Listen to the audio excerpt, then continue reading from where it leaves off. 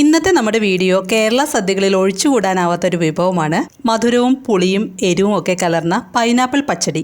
Pineapple പച്ചടി തയ്യാറാക്കാൻ ഒരു വലിയ പൈനാപ്പിളിന്റെ പകുതി എടുത്ത് ചെറുതാക്കി കനം കുറച്ച് അരിഞ്ഞെടുത്തിട്ടുണ്ട്. ഇതൊരു കുക്കറിലേക്ക് ഇട്ട് കൊടുക്കാം. പൈനാപ്പിളിന് കുറച്ച് വേവ് കൂടുതലുള്ളത് കൊണ്ട് കുക്കറിൽ വേവിച്ചാൽ പെട്ടെന്ന് വെന്ത് കിട്ടും. 1/4 ടീസ്പൂൺ എരിവുള്ള മുളക് പൊടി, 1/4 ടീസ്പൂൺ മഞ്ഞൾപ്പൊടി, 2 പച്ചമുളക്, ഉപ്പ് ഇതെല്ലാം കുക്കറിലേക്ക് ഇട്ട് കുറച്ച് വെള്ളവും ഒഴിച്ച് പൈനാപ്പിൾ വേവിക്കണം.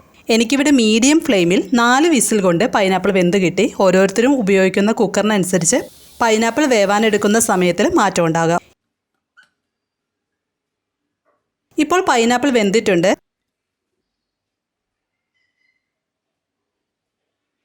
ഇത് ഞാനൊരു മൺചട്ടിയിലേക്ക് മാറ്റുന്നുണ്ട്. കുക്കറിൽ തന്നെയും നമുക്കിത് തയ്യാറാക്കാം. ഇനി സ്റ്റൗ ഓൺ ചെയ്ത് ഒരു തണ്ട് കറിവേപ്പിലയും 2 ടേബിൾ സ്പൂൺ പഞ്ചസാരയും ചട്ടിയിലേക്ക് ഇട്ട് കൊടുക്കാം. ഈ പഞ്ചസാര ഉരുകി ആ വെള്ളത്തിൽ കിടന്ന് പൈനാപ്പിൾ ഒന്നുകൂടി വേവിക്കണം. വെള്ളമൊക്കെ വറ്റി വരുന്നതുവരെ അടച്ചു വെച്ച് വേവിക്കാം. പൈനാപ്പിൾ വെന്തതിന് ശേഷം പഞ്ചസാര ചേർത്താൽ മതി, അല്ലെങ്കിൽ പൈനാപ്പിൾ വെന്ത് കിട്ടാൻ കൂടുതൽ സമയമെടുക്കും. ചേർത്ത് കൊടുക്കുന്ന പഞ്ചസാരയുടെ അളവ് പൈനാപ്പിളിൻ്റെ മധുരത്തിനനുസരിച്ച് മാറ്റമുണ്ടാകാം. ഇപ്പോൾ വെള്ളമൊക്കെ വറ്റി പൈനാപ്പിളിൻ്റെ മധുരമൊക്കെ പിടിച്ചിട്ടുണ്ട്. ഇനി ഇതിലേക്ക് വേണ്ട അരപ്പ് റെഡിയാക്കാം. 1/2 കപ്പ് തേങ്ങ ചെരുകിയത് മിക്സിയുടെ ജാറിലേക്ക് ഇട്ട് കൂടെ 1 പച്ചമുളകും 1/4 ടീസ്പൂൺ നല്ല ജീരകവും 2 ടേബിൾ സ്പൂൺ തൈരും ചേർത്ത് തേങ്ങ നല്ല ഫൈനായിട്ട് അരച്ചെടുക്കണം. പച്ചടിയിൽ വെള്ളം കൂടാതിരിക്കാനാണ് വെള്ളത്തിന് പകരം തൈര് ഒഴിച്ച് തേങ്ങ അരയ്ക്കുന്നത്. ആവശ്യമെങ്കിൽ വളരെ കുറച്ച് വെള്ളം കൂടി ഒഴിച്ച് അരച്ചെടുക്കാം. ഇനി ഇതിലേക്ക് 1/4 ടീസ്പൂൺ കടുക് ചേർത്ത് ഒന്നുകൂടി അരച്ചെടുക്കാം.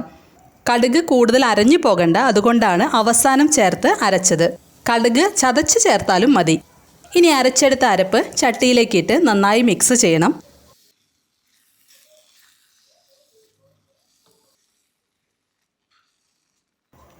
അരപ്പ് വേവാൻ വേണ്ടി 2 മിനിറ്റ് ഒന്ന് വേവിക്കണം.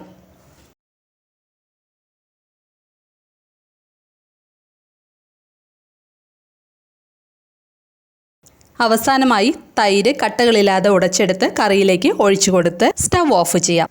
തൈരിൻ്റെ പുളിക്ക് അനുസരിച്ച് ഒഴിച്ചു കൊടുക്കാം. തൈര് ചേർത്ത് നന്നായി മിക്സ് ചെയ്തതിന് ശേഷം ഇതിലേക്ക് കടുക് വറുത്തിടാം. ഒരു പാൻ ചൂടാക്കി വെളിച്ചെണ്ണ ഒഴിച്ചു കൊടുക്കാം.